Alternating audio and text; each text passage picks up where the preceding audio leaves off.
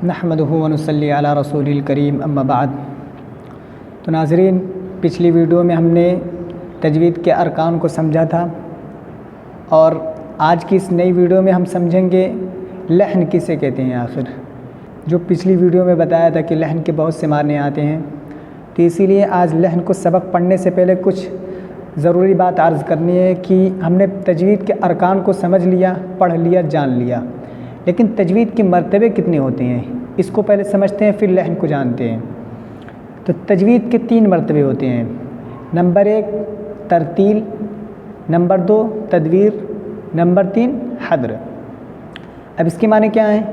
تو ترتیل کو اگر میں صاف لفظوں میں سمجھانا چاہوں تو یہ ہے کہ کسی جلسے میں، کسی پروگرام میں جو قاری حضرات قرأت کرتے ہیں، تلاوت کرتے ہیں، یعنی اس کو اتنا ٹھہر ٹھہر کر پڑھنا کہ سامع یعنی سننے والا اس کے ایک ایک حرف کو، ایک ایک معنی کو لکھ سکے، اسے ترتیل، یہ سادے انداز میں سمجھانے کی کوشش کر رہا ہوں کہ نہایت آہستہ اور اطمینان سے پڑھنا۔ اس کے بعد نمبر 2 پہ آتا ہے تدویر، نہ بہت تیز نہ بہت آہستہ، بلکہ متوسط طریقے سے پڑھنا۔ اس کا مطلب کیا ہے؟ اس کا مطلب یہ ہے کہ سننے والا اس کے حرف کو نہ لکھ سکے لیکن اس کے معنی کو سمجھ سکے، ایسا پڑھنا۔ جیسے مثال کے طور پر قاری حضرات نماز میں پڑھاتے ہیں، اسی طریقے سے۔ اور نمبر 3 پہ آتا ہے حدر، یعنی تیزی کے ساتھ پڑھنا۔ اب اس کو اگر سادے انداز میں سمجھیں کہ سننے والا نہ اس کے حرف لکھ سکتا ہے نہ اس کے معنی سمجھ سکتا ہے، یعنی بہت تیزی کے ساتھ پڑھنا۔ لیکن بہت تیزی سے مراد یہ نہیں ہے کہ تمام حروف کو کاٹتے ہوئے، تمام صفات کو کاٹتے ہوئے، یعنی تجوید کی رعایت نہ کرتے ہوئے، تمام صفات کو چھوڑ کر، ایسا نہیں۔ صفات اور مخارج تمام چیزوں کی رعایت کرتے ہوئے پڑھنا، اسے حدر کہتے ہیں۔ بہت جلدی سے نہیں پڑھنا، بلکہ ایسا پڑھنا کہ اس کے تمام حقوق ادا ہو سکیں۔ تو ہم نے یہ بھی سمجھ گیا کہ تجوید کے کتنے مرتبے ہوتے ہیں؟ 3 مرتبے، ترتیل، تدویر اور حدر۔ اب اس کے بعد اس کا حکم ہے، امام جزیر رحمۃ اللہ علیہ نے فرمایا وَالْأَخْذُ بِالتَّجْوِيدِ حَتْمٌ لَازِمٌ مَنْ لَمْ يُجَوِّدِ الْقُرْآنَ آثِمٌ، یعنی تجوید کا سیکھنا واجب اور لازم ہے۔ جس شخص نے قرآن پاک تجوید کے ساتھ نہیں پڑھا وہ گنہگار ہے۔ تجوید کا اتنا سیکھنا فرض عین ہے کہ جس سے عاقل، بالغ، مرد، عورت تمام لوگوں کی نماز درست ہو سکے، اتنا تجوید سیکھنا فرض عین ہے۔ اور اس سے آگے سیکھنا، اس سے زیادہ جانکاری فن تجوید کی تمام قواعد کو جاننا، یہ فرض کفایہ ہے۔ ٹھیک ہے، اس بات کو ہم سمجھ گئے۔ اب آتے ہیں اپنے اس نئے سبق میں، لحن کسے کہتے ہیں۔ تو بڑی بڑی کتابوں میں آئے ہیں کہ لحن کے معنی ہوتے ہیں تجوید کے خلاف قرآن نہ پڑھنے کو لحن کہتے ہیں۔ اب اس کی 2 قسمیں ہیں۔ نمبر 1 لحن جلی، اور نمبر 2 لحن خفی۔ اب لحن جلی اور لحن خفی کہتے کسے ہیں یہ پہلے سمجھتے ہیں۔ تو لحن جلی کہتے ہیں حرف کے مخرج کی رعایت نہ کرنا، جیسے ایک حرف کی جگہ دوسرا حرف پڑھ دیا جائے، مثلا ہا کی جگہ ہا، سین کی جگہ تا، جیم کی جگہ زا، صاد کی جگہ سین، اس طریقے سے پڑھنا۔ صفات لازمہ میں بھی غلطی کرنا۔ صفات لازمہ کسے کہتے ہیں؟ جیسے کسی حرکت کو گھٹا کر یا بڑھا کر پڑھنا۔ مثال کے طور پر ہم پڑھتے ہیں ایاک نعبد و ایاک نستعین، دال پر پیش ہے، حرکت ہے، کھینچنا نہیں ہے، لیکن ہم بعض حضرات ایسا پڑھتے ہیں ایاک نعبد و ایاک نستعین، یہ حرکت ہوگی۔ صفات لازمہ یہی ہے، صفات لازمہ میں غلطی کرنا ہے، یعنی کسی حرکت کو گھٹا کر یا بڑھا کر پڑھنا۔ سمجھ میں آ گئی بات؟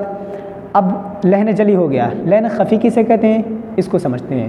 لحن خفی کہتے ہیں حرف کے صفات محسنہ میں غلطی کرنا۔ مثال کے طور پر پر پڑھنے کو باریک پڑھنا، جیسے رب العالمین، اب آپ نے کہہ دیا رب العالمین۔ اللہ اکبر تو ہے اللہ، لفظ اللہ کلام موٹا ہے، لیکن ہم کوئی پڑھ دے اللہ اکبر، یہی ہے کہ صفات محسنہ میں غلطی کرنا، پر پڑھنے کی جگہ باریک پڑھنا۔ لیکن بڑی بڑی کتابوں میں آئے ہیں کہ لحن جلی حرام ہے، بعض جگہ معنی فاسد ہو جاتے ہیں، نماز چلی جاتی ہے۔ اگر قرآن کریم کو نماز میں پڑھ رہے ہیں اور لحن جلی کی غلطی کر رہے ہیں تو لحن جلی حرام ہے، بالکل سننا بھی حرام ہے، پڑھنا بھی حرام ہے۔ اور لحن خفی کی رعایت ہے، وہ چھوٹی غلطی ہے، خفیف غلطی ہے، وہ قاری کے علاوہ غیر قاری نہیں سمجھ سکتا۔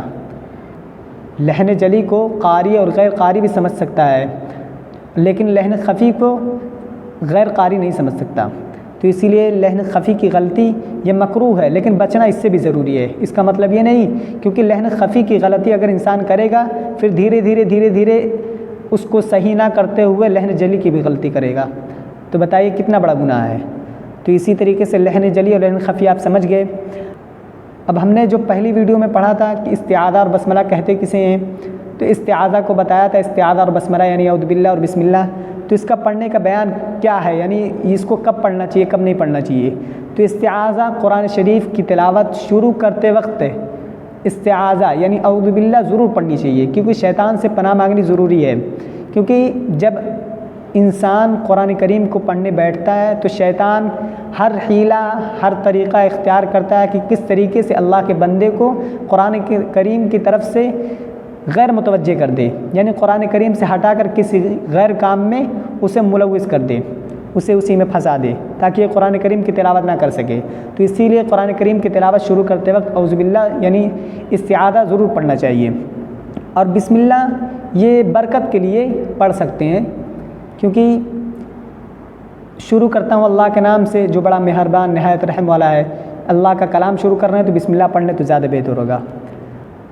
ایک چیز اور آتی ہے کہ اس کو تیز سے پڑھا جائے یا آرام سے سلو آواز میں پڑھا جائے، تو اس کا ہے یہ کہ اگر قرات یعنی اگر تلاوت آپ تیز آواز سے کر رہے ہیں تو ان دونوں کو تیز سے پڑھیے، اگر قرات یعنی تلاوت آپ سلو آواز میں کر رہے ہیں تو آپ اس کو سلو سے پڑھیے، اس کا مطلب یہ ہے، ٹھیک ہے۔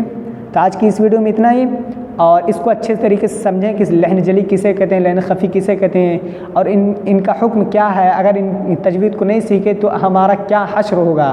آخر امام جزری نے فرمایا والأخذ بالتجوید حتم لازم من لم یجود القرآن آثم، کہ تجوید سیکھنا واجب اور لازم ہے، جس شخص نے قرآن پاک تجوید کے ساتھ نہیں پڑھا وہ گنہگار ہے، صاف لفظوں میں لکھا ہے۔ تو اس لیے تجوید کے ساتھ قرآن پڑھنے کی پوری کوشش کریں، اپنے گھر میں بھی پڑھیں، بچوں کو بھی پڑھائیں، اور تمام حضرات جو قرآن کریم کو تجوید کے ساتھ پڑھنا چاہتے ہیں ان تک یہ ویڈیو شیئر کریں۔ اور جو تجوید کے اہم قواعد ہیں، یعنی جو قرآن کریم میں زیادہ آتے ہیں، جن کو یعنی چھوڑنے سے گناہ ملتا ہے، جن سے ہماری نماز خراب ہو جاتی ہے، ان قواعد کو پڑھانے کے بعد انشاءاللہ میں قرآن کریم کو پڑھنے کا طریقہ بھی بتاؤں گا، بالکل شروع سے، یعنی کہ اما پارہ سے بالکل پورا قرآن انشاءاللہ پڑھ کے سناؤں گا، اور آپ سبھی کو سکھاؤں گا کہ کس طریقے سے قرآن کریم کو پڑھنا ہے، ٹھیک ہے۔ تو آج کی اس ویڈیو میں اتنا ہی۔ ویڈیو اگر پسند آئے ویڈیو کو لائک کریں، چینل پہ نئے تو چینل کو ضرور سبسکرائب کریں، اور اپنے دوست احباب سے ضرور شیئر کریں۔ تو ملتے ہیں کل کی ایک نئی ویڈیو میں، تب تک کے لیے السلام علیکم ورحمۃ اللہ وبرکاتہ۔